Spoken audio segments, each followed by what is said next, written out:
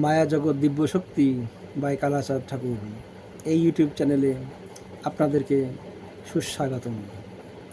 আজ নিয়ে এসেছি একটা পুরুষের রোগ নিয়ে। তো সেটা কী রোগ, কি করে ভালো করবেন?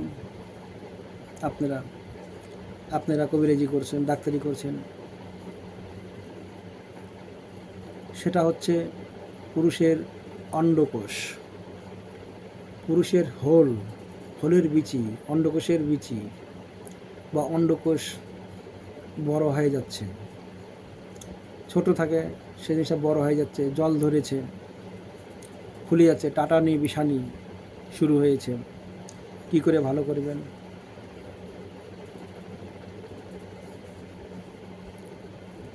তো এরকম রোগী যদি থাকে, আগে বুঝতে হবে তার জিনিসটাতে ব্যথায় কি না।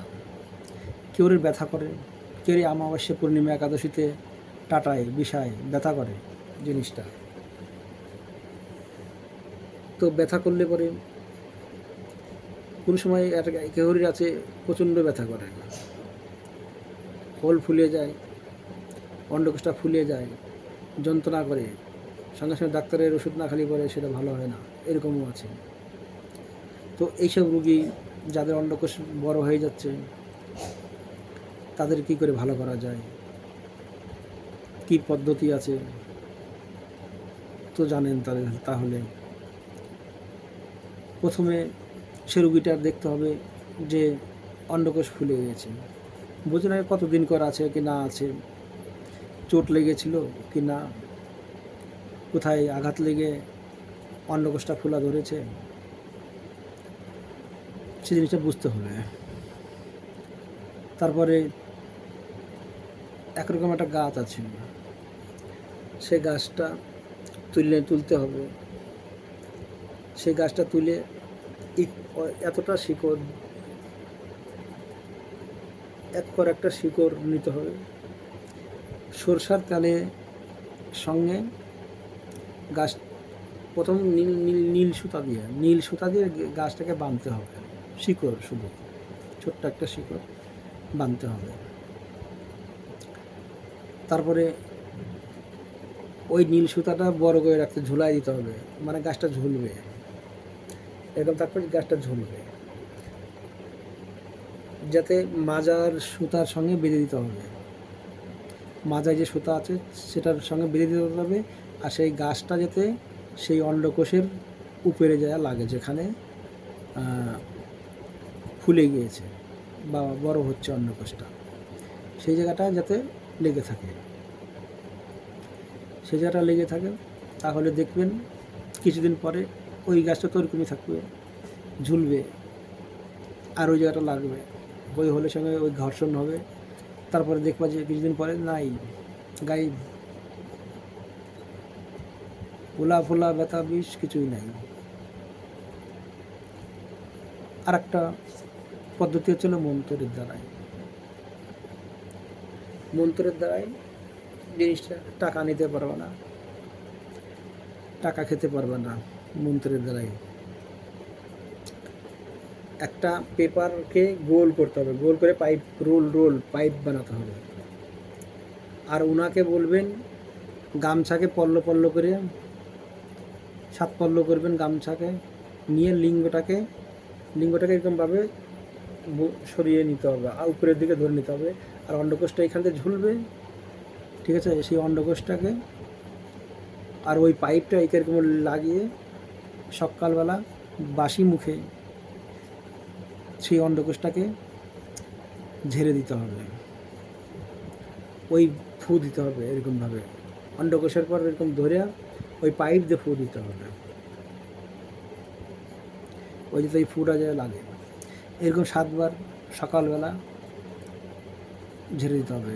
এরকম 2-4 বার ঝাড়লি, 2-3 দিন ঝাড়া দিলে পরেই দেখবা যে শুকিয়ে গিয়েছে, আবার যেরকম সেরকম ঠিক হয়ে গেছে।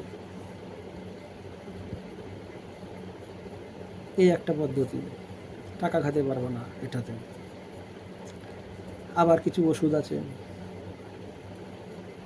কিছু ওষুধ খাইয়ে দিলি পরে ঠিক হবে, তার সাথে কিছু ক্রিয়াকর্ম আছে। এই জিনিসগুলা পুরুষের রোগ, প্রায় পুরুষের এই জিনিসটা হয়। অন্ডকোষের বিরাম ওষুধের দ্বারাও যায়, তাবিজের দ্বারাও যায়, ঝাড়া পোছার দ্বারাও যায়। আমার কাছে সব রকমেরই আছে। অনেক রকম ওষুধ দিয়ে, কোনো ওষুধ দিয়ে বেঁধে দিতে হবে, সে পদ্ধতিও আছে। মানে আমি কয় ওষুধের কাছ থেকে শেখা, তো কয় রকম আমার শিক্ষা আছে। আমি এই জিনিসটা দিয়ে অনেক জনকে ভালো করেছি। প্রথমবার যখন শিখেছিলাম তখন আমার এক বন্ধু ছিল, তার এরকম ও ব্যথার চোটে আর নড়তে পারে না, পাও ফাঁক করে করে হাঁটছে। আমি বললাম কী হয়েছে রে? তো বলে কি এরকম ব্যাপার, হোল ফুলেছে, ব্যথা করছে খুব। আর তাই বললাম কোনো ব্যাপার নেই, দিলাম ফু। খানিক্ষণ পরে বলে নাই, ব্যথা বিশাল, এরকম পাওয়ার কাম করে গেল ফটাফট। একটা বুড়া মানুষের হোল এত বড় একটা হয়েছে, বড় একটা লুঙ্গির উপর বসে এত বড় একটা, বোঝা যায় না একটা থলির মতন আছে। এরকম একটা রুগী পেয়েছিলাম, তাকে আমি ওষুধ খাইয়েছি ও দিয়েছি। কিছুদিন পরে ছোট হয়ে গেছে, আধা হয়ে গেছে, কিছুদিন পরেই অর্ধেক হয়ে গেছে। তাহলে পরে জিনিসের কি তেজ, মন্ত্রের গুণ আছে। ওষুধ মন্ত্র তো জানার দরকার, কোন জিনিসে হয়, কীরকম করে হয় না হয়। তো যাই হোক, এরকম অন্ডকোষের এগুলো হচ্ছে এক তো জলের হয়, কেউ জল ধরার মতন হয়, কেউ আবার চর্বি জন্যে, চর্বিওয়ালাও আছে। যেরকমই হোক, সব রকমেরই চিকিৎসা আছে, সব রকমেরই ঠিক হবে। পুরোনো হলে পরে একটু সময় নেবে, নতুন হলে পরে তো কোনো ব্যাপারই নেই। পুরোনোগুলো দরখাস্ত হয়ে যায়, সেগুলা অনেক দিন, সে ব্যথায় না কিছু না, এরকম রুগী আছে দিনে দিনে বড় হচ্ছে, তা ব্যথা বিষ নেই, সেগুলাকে ঠিক করে দিতে হবে। তো যাই হোক, যারা শিখতে চান এই চিকিৎসাগুলা, তারা আমার সাথে দেখা সাক্ষাৎ করবেন।